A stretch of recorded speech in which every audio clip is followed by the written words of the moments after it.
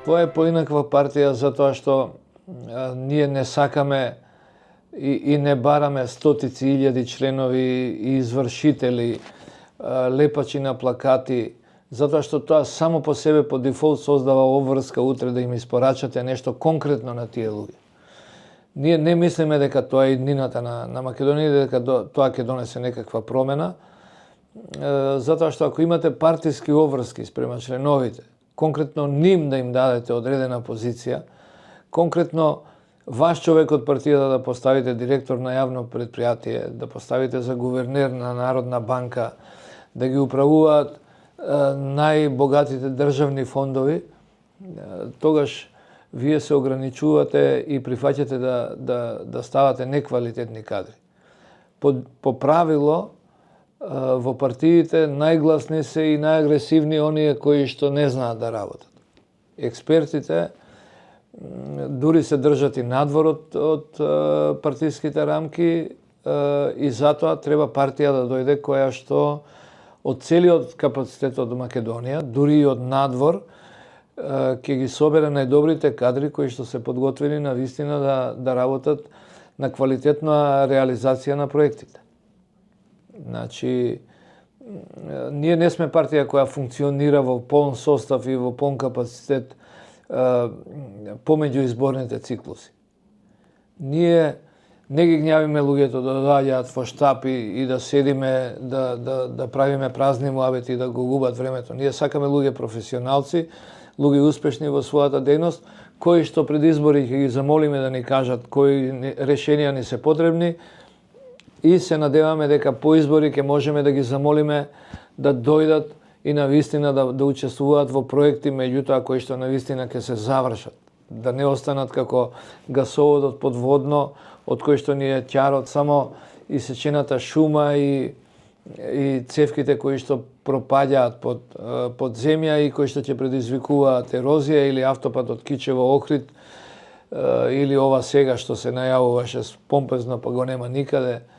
Значи, потребен ни е комплетно нов пристап, мислиме дека твоја може тоа да го испорача.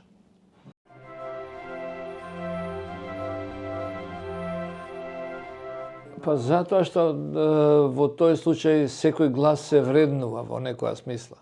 Значи, во најголема мерка се вреднуваат сите гласови на граѓаните, не пропаѓаат гласови. Вака, со овие изборни единици, теоретски една партија може да има 20.000 гласа, а да нема пратеник. Значи, тие 20.000 луѓе немаат свој представник во парламентот.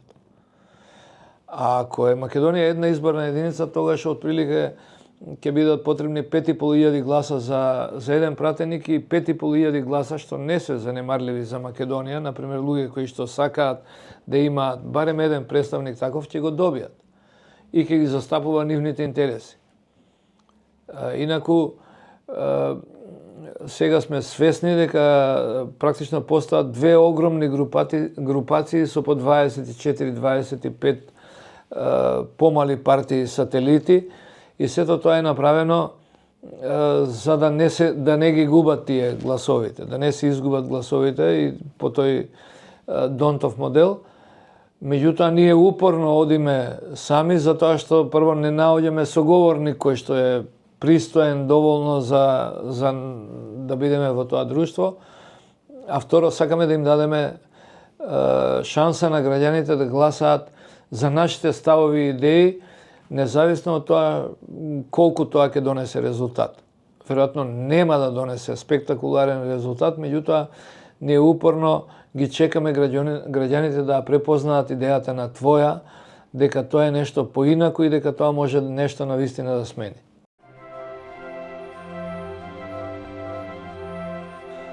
Па веројатно многу тешко, меѓутоа треба да се има сериозна желба, сериозен пристап и значи треба комплетен ресет на цело општество, почнувајќи од децата кои што ги учиме дека не мора да учат, дека некој ќе им напише петка подоцна. Тука се првите чекори на корупцијата. Потоа, кога секој брка врски, кога поминал на жолто некој да му ја скине казната, да не го процесуираат.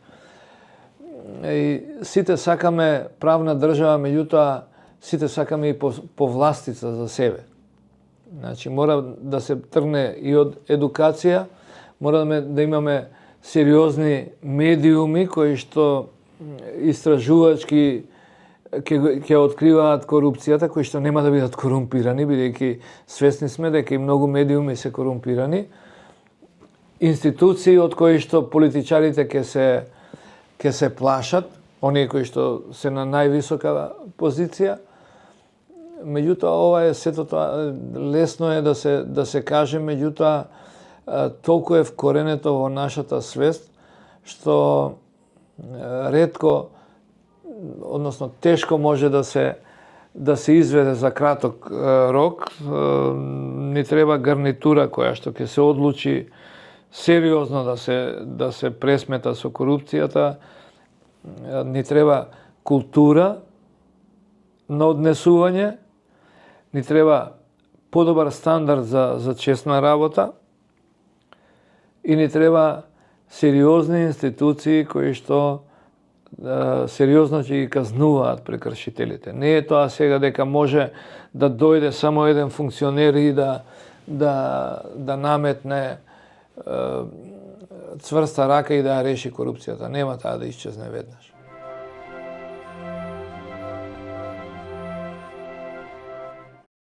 Јас мислам дека во судството, ова нема да биде многу популарно, меѓутоа во судството корупцијата, односно проблемите кои што ги имаме со судството, корупцијата е она суровата корупција, пари конкретни за конкретен предмет, тоа има влијание некои 3%. Значи, многу поголема е политичката корупција која што практично ги корумпира судиите при изборот. Сега ние имавме ситуации каде што јавни обвинители, една цела група јавни обвинители беа фатени, односно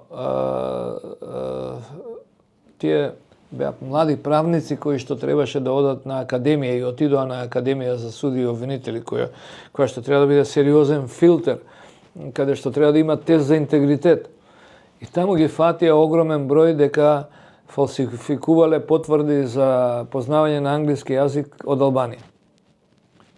И што е чудото поголемо, таа група подосна беше примена повторно на академијата и веројатно веќе се јавни обвинители и учествуваат во процесот на правораздавање во Македонија. Значи, од најмлада возраст треба да се негува дека треба да се држи достоинството, интегритетот, честа, меѓутоа треба да бидат наградени солидно, што мислам дека во денешни услови и не се така лошо платени судиите и обвинители. Меѓутоа, треба да има контрола од повисоките органи и треба да има контрола од повисоките јавни обвинители кои што мора да им дадат пример.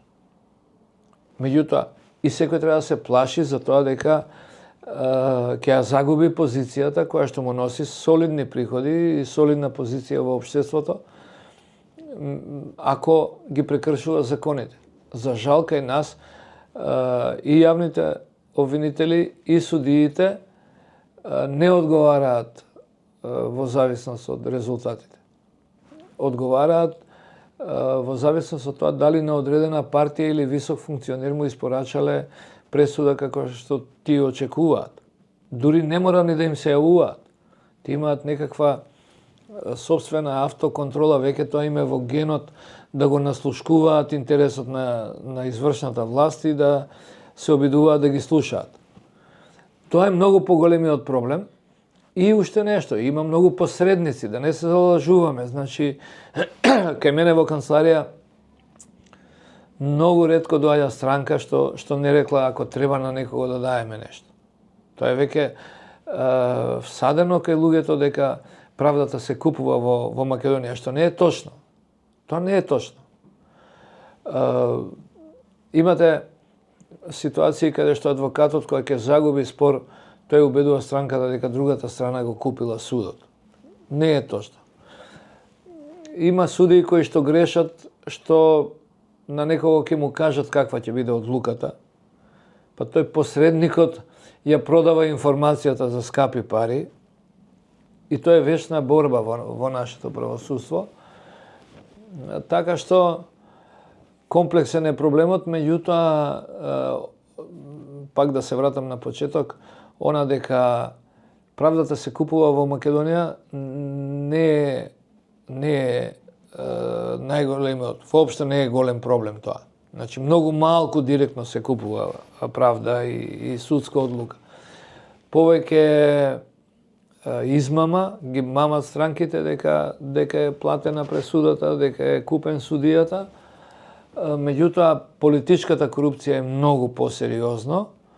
Судиите кои што очекуваат да напредуваат се многу сервилни спрема луѓето кои што треба да ги избираат. Тоа е поголем проблем. Јас сум од времето кога точно се знаеше заради резултатите на одредени судии и квалитет дека тие ќе напредуваат. Затоа што таков беше системот. Например, Врховен суд кој што ги контролираше сите судии преку тоа што им одеа пресудите кај него во контрола, на јавна седница јасно ставаше до знаење кои се најдобрите судии од апелационите подрачја и исто апелационите подрачја од основните. И тие се најдобар контролор. Меѓутоа, сега толку е лош човечкиот материјал, толку се партиски влезени луѓе кои што не заслужуваат да бидат судии. Порано беше, значи, врвот отприлика многу квалитетни судии да стигнат до апелационен суд. Можноста до Врховен суд да се стигне, тоа беше ограничено за гениалците.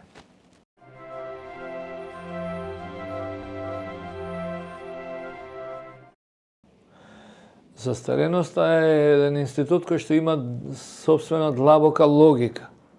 Тоа представува еден пристоен рок кој што државата за себе го одредува.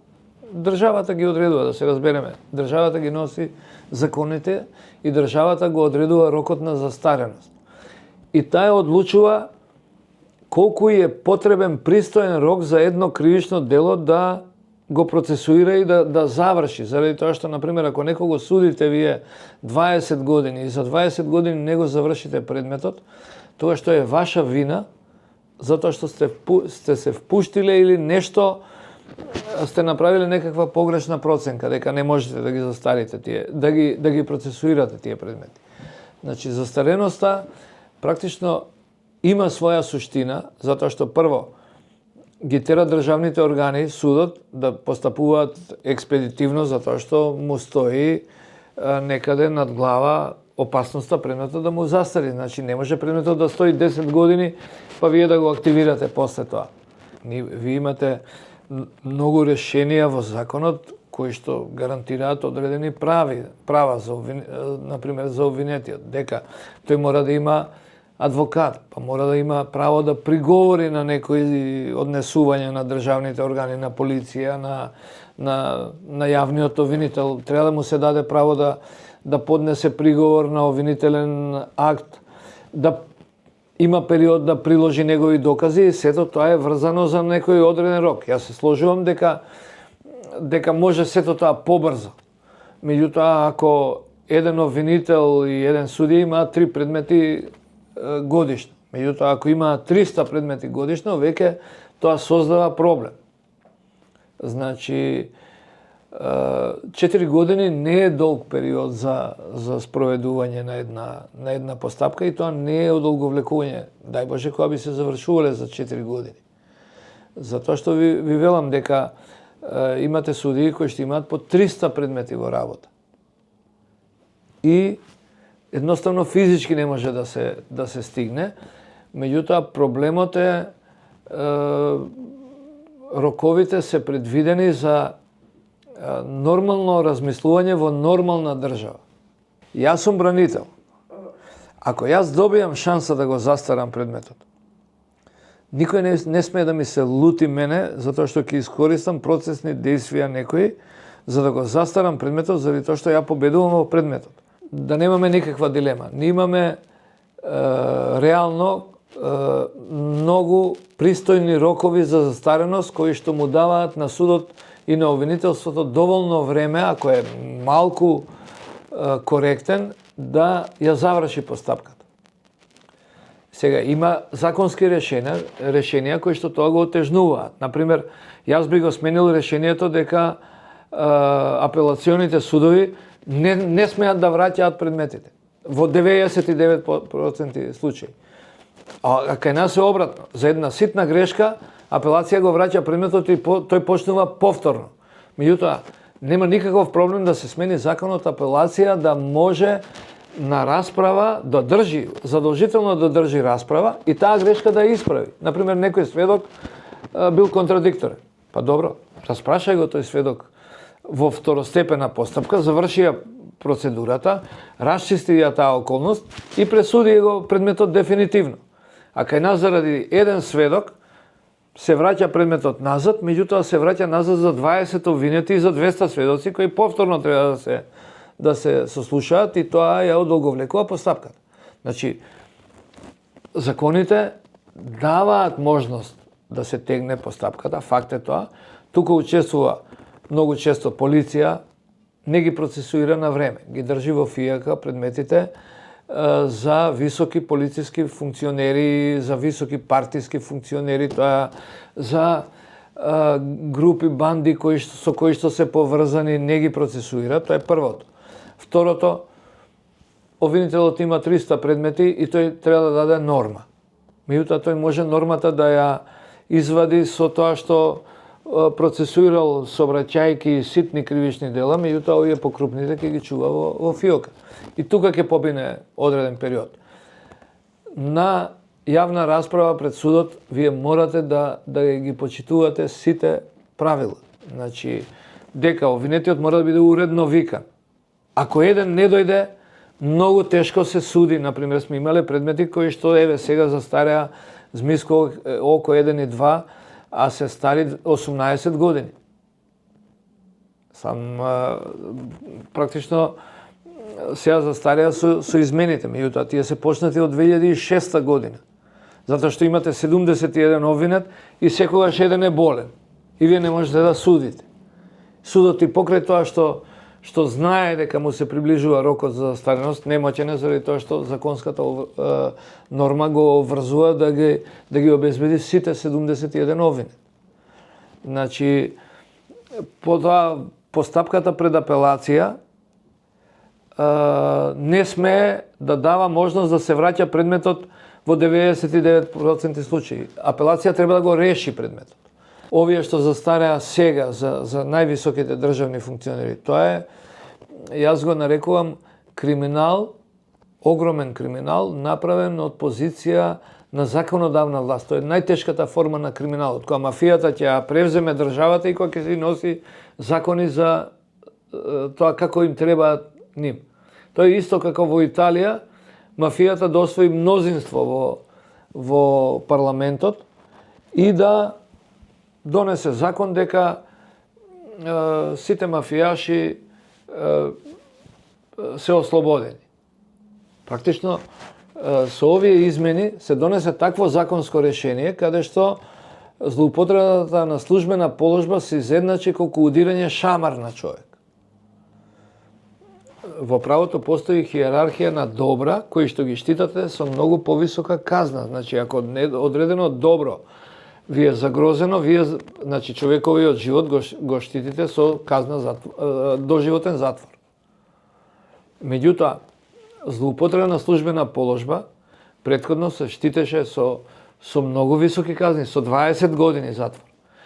Значи, СДС, сакајќи да заштити нивни функционери и бивши и сегашни, го смени законот со тоа што предвиде казна затвор за злоупотреба на службена положба од милиарди евра да биде 4 години максимум. Тоа го направи свесно за да застарат кривичните дела за нивните процесуирани и непроцесуирани функционери.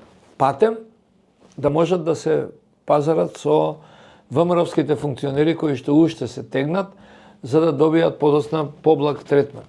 Значи, јас сум тука убеден во тоа.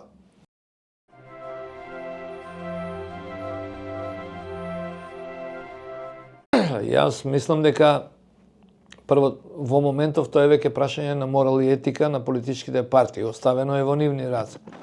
Нивна оценка е тоа. Меѓутоа, многу е лесно да се предвиди во законот. Повторно треба политичка волја во законот да се елиминираат тие луѓе кои што направил кривично дело од позиција на државен функционер, дека треба да му се забрани одредена позиција. Кај нас многу тешко се користат тие споредни мерки, каде што, например, некој ќе земе мито, ќе се докаже дека е корумпиран, меѓутоа не му се става забрана за обавување на таа дејност. Многу често е тоа со лекарите, тоа меѓутоа веројатно се трга од тоа дека немаме доволно лекари, меѓутоа имаме многу политичари. Значи имаме хиперпродукција на политичари, така што би требало да ги елиминираме. Сега со еден ваков наш систем, каде што па од друга страна политиката има дебела контрола врз правосудството.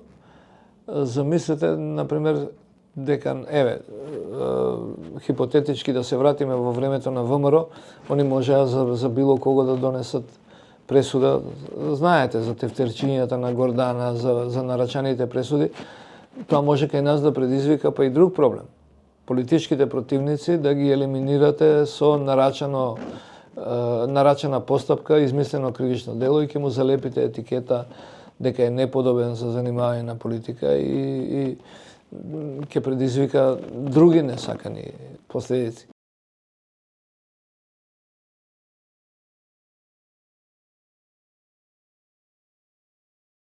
Тука јас немам апсолутно дилеми дека тоа е најдоброто решение, меѓутоа јас не се лутам на Европска Унија, што не прима, заради тоа што ние не заслужуваме да бидеме примени. По ниеден параметар ние не припаѓаме таму, само географски сме во Европска Унија. Земете од ѓубрето кое што го изфрламе на улица, контрола на производите, прво која прави ние, значи не влегуваме во Европска Унија заради тоа што тие оценуваат нашата администрација. Дали нашата администрација е, например, доволно подготвена еден производ, например, еден камион со вода, да го испорача во Европска Унија, дали има доволно доверба дека тој ќе биде доволно исконтролиран. Еве имавте афера со давање пасоши на едно чудо криминалци од цела Европа. Значи, сосема е нормално Европска Унија и на границите на Европска Унија со особено внимание да ги проверуваат нашите пасоши. Затоа што имате со легален македонски пасош, значи важечки, да влегуваат дилери со дрога кои што немале допирна точка со Македонија. Значи, ние не ги исполнуваме условите. Мене ми се допаѓа тоа што деновиве некој министер од Европа ни кажа и со договор со Бугарија, и без договор со Бугарија, вие со овој степен на корупција нема да влезете во Европска Унија. И ние сето тоа го знаеме, меѓутоа паќе гласаме за истите гарнитури кои што значи дебело го корумпираат системот. Одлуката е твоја. Среќна 13-ка.